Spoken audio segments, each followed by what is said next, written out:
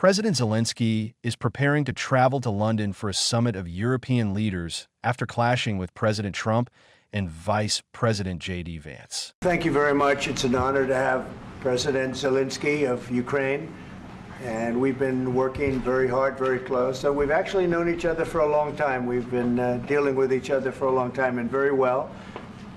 We had a little negotiation spat. Trump accused Zelensky of gambling with World War III and not being grateful for the U.S. president's support. Don't tell us what we're going to feel. We're trying to solve a problem. Don't tell us what we're going to feel. I'm not telling you. Because you're in no position to dictate that. Remember this. You're in no position to dictate what we're going to feel. You're gambling with the lives of millions of people. You're gambling with World War III. You're gambling with World War III. If you didn't have our military equipment, this war would have been over in 2 weeks. In 3 days. I heard it from Putin. In 3 days. This is something maybe new. Less. In 2 weeks. Of course, yes. It's going to be a very hard thing to do business like. Zelensky wants security guarantees for America and was accused of disrespectful in his dress and attitude. Legacy will be the peacemaker and not the president that led this country into another war and ended foreign wars. And I've got a question. I hope it will. I mean, I hope I'm going to be remembered as a peacemaker. This would be a great thing if we could do this. I'm doing this to save lives more than anything else. Second is to save a lot of money, but I consider that to be far less important. So I hope I'm going to thank you, Brian, for that question. It was a nice question. I hope I'll be known and recognized as a peacemaker. This would be a great thing to solve. This is a very dangerous situation. You know, this could lead to a third world war. This was headed in the wrong direction. If this election were lost, if we didn't win this election, and by the way, we won it by a lot. That was a mandate. We won every swing state. We won the popular vote by millions and millions of votes. We won everything. The districts, you look at the areas of red, take a look at a map. This was a big mandate, and this was one of the things. I said, we're going to get this thing settled. If we didn't win, I think this could have very well ended up in a third world war, and that would not have been a good situation. What was your second question? And my second question for President Zelensky. No. Why don't you wear a suit? You're at the highest, why don't you wear a suit? You're at the highest level in this country's office, and you refuse to wear a suit. Just want to see if do you own a suit? Yeah, problems. A lot of Americans have problems with you not respecting the dignity of this office. I will wear a costume after this war will finish. Okay. Yes, maybe one. Maybe something like yours. Yes. That'd be great. Maybe something better. I don't know. Yeah. We will see. Maybe something cheaper than. Yeah. Even though I think he's a great guy, by the way. But I don't know if you two like each other. But you know what? I think he's dressed. I think he's dressed. I like this guy. I don't know. I think he's dressed beautifully. So I have more serious things than answer on such questions. I will answer on more serious questions if I can. Yes. About security guarantees and about just ceasefire. We can't just speak about ceasefire and speak and speak. It will not work.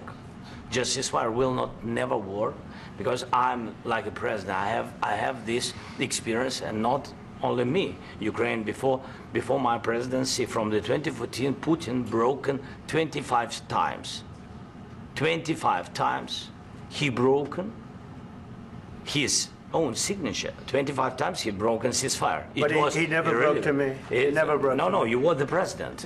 You were the president during. He never broke to me. In 2016, you've been the president, Mr. President. You've been the president, but he had, of course, not with you, but he had during those periods. He had conversations with our side, and we had Normandy format. You know, the France, Germany, Ukraine, and Russia, and he broken 25 times. That's why we will never accept just ceasefire. It will not work without security guarantees. Security guarantees, maybe President is right about this document and other, but this document is not enough. Strong army is enough, because his soldiers afraid, Putin's soldiers afraid of our soldiers when we're strong enough. If we are not strong enough, if we are empty, if our storage is empty, we can't defend our land. Today, you know, he knows that we have all the world knows that we have meeting. Yes, why he's using ballistic? Putin today using ballistic on our hospitals, schools, and etc. Ballistic.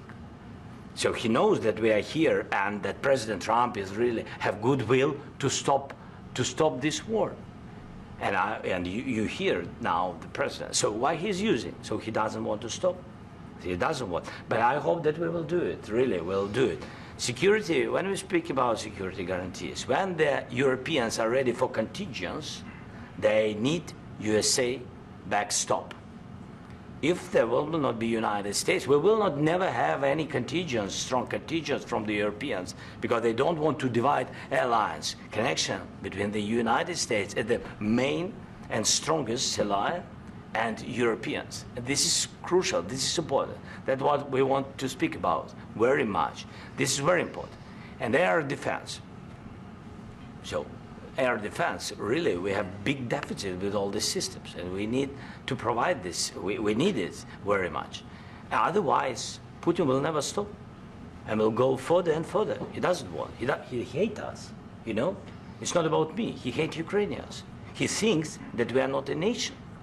He thinks, and he shared these thoughts, I think maybe with your team also, I don't know. But with all the Europeans, in media, official and not, he always said that there is no such country, such nation, such language, and such life like Ukrainian.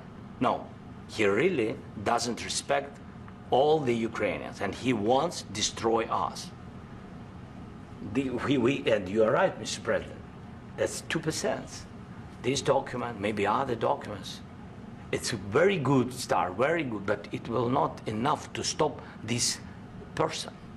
Should Russia pay to rebuild Ukraine? Mr. President, under these Should Russia pay to rebuild Ukraine? They have to pay. This question he doesn't like because This is the rule of the war. This is the rule of the war.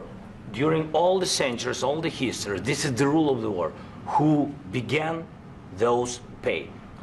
Do you agree This with is the rule. Putin began this war. He has to pay all money for innovation. He has to pay. Of course, some Russian assets, what we have in Europe, about 300 billions, we can use them.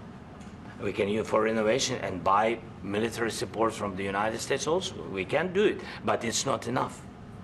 It's not enough. The two leaders may never agree on a ceasefire, and Zelensky's refusal to back down may enraging Trump. I've stopped wars. I've stopped many wars. My people will tell you, I stopped wars that nobody ever heard about. I stopped wars before they ever started. You can look at I could give you a lot of nations that would tell you right now they were probably going to war. I could tell you right now there's a nation thinking about going to war on something that nobody in this room has ever even heard about. Two smaller nations, but big, still big. And I think I've stopped it. But this should have never happened. Mr. President? About sorry, just a second. About any negotiations. First of all, I want really to tell you, and I think that everybody understands that Ukraine, modern Ukrainians, nobody wants to stop this war. But at the future, any negotiations, it's understandable that two sides of the war, not Russia and the United States, because this is not the war between Russia and the United States. This is war of Russia against Ukraine and Ukrainian people. So these two sides will be at the anyway will be at the negotiation table. Then of course United States, like the strongest partner of the Ukraine, and of course Europe. I think Europe is very important. I want to speak about it with the president. Yes, Europe is very important for us because we really defend Europe for today. Trump has expressed concern that Zelensky is not ready for peace if America's involvement is involved. What if anything? What if a bomb drops on your head right now? Okay? What if they broke it?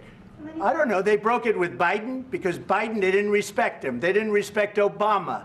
They respect me. You're either going to make a deal or we're out. And if we're out, you'll fight it out. I don't think it's going to be pretty, but you'll fight it out. But you don't have the cards. But once we sign that deal, you're in a much better position. But you're not acting at all thankful. And that's not a nice thing. I'll be honest, that's not a nice thing.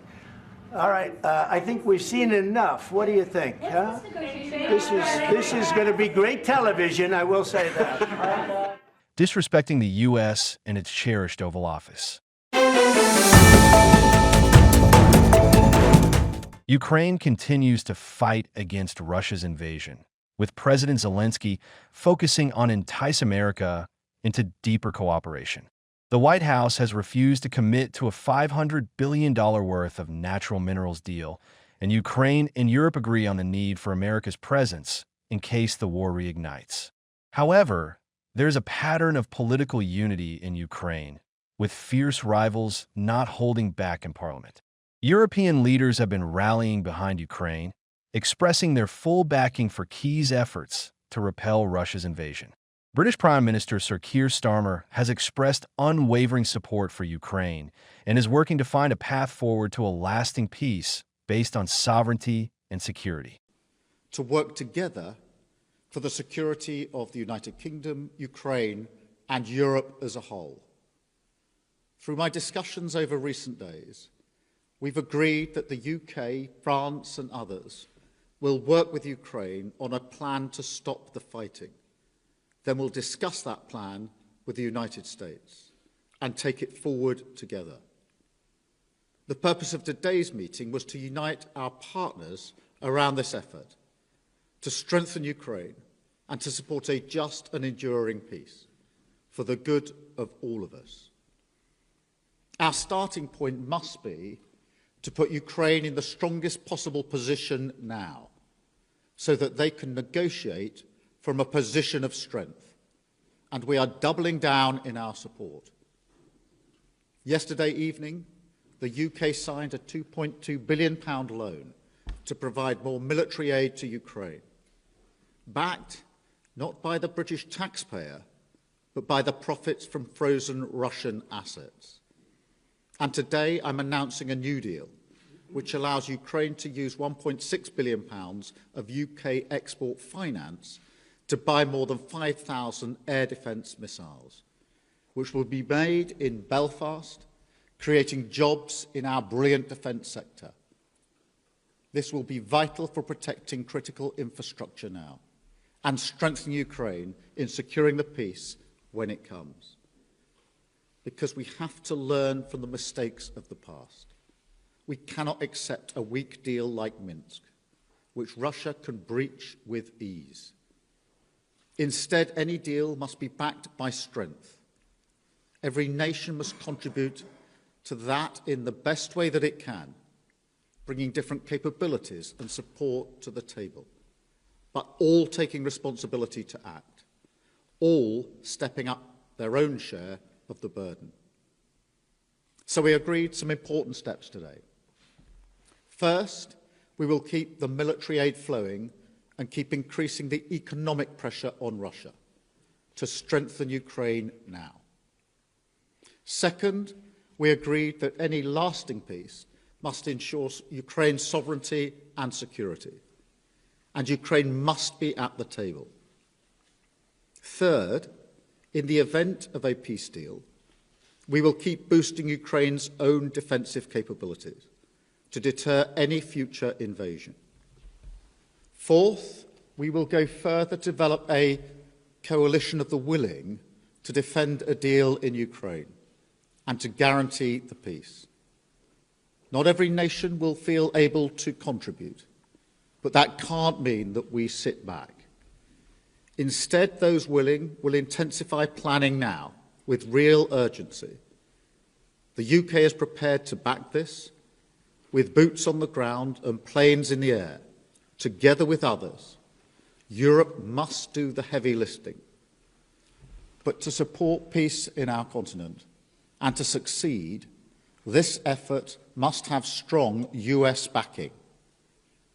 We're working with the US on this point after my meeting with President Trump last week. And let me be clear, we agree with the President on the urgent need for a durable peace. Now we need to deliver together. Finally, we agreed that leaders will meet again very soon to keep the pace behind these actions and to keep working towards this shared plan. We are at a crossroads to defend the national interest, particularly in these volatile times. That's why last week I announced the biggest sustained increase in defence spending since the Cold War. That's also why I met President Trump last week, to strengthen our relationship with America, an indispensable partners in defence and security. And it's why this weekend I've been hosting European leaders here in London to work together for the security of the United Kingdom, Ukraine, and Europe as a whole. Other U.S. allies, including France, Germany, and Poland, have also issued statements of support. Hungary's Prime Minister Viktor Orbán praised President Trump for standing for peace, while former Russian President Dmitry Medvedev applauded him for his actions.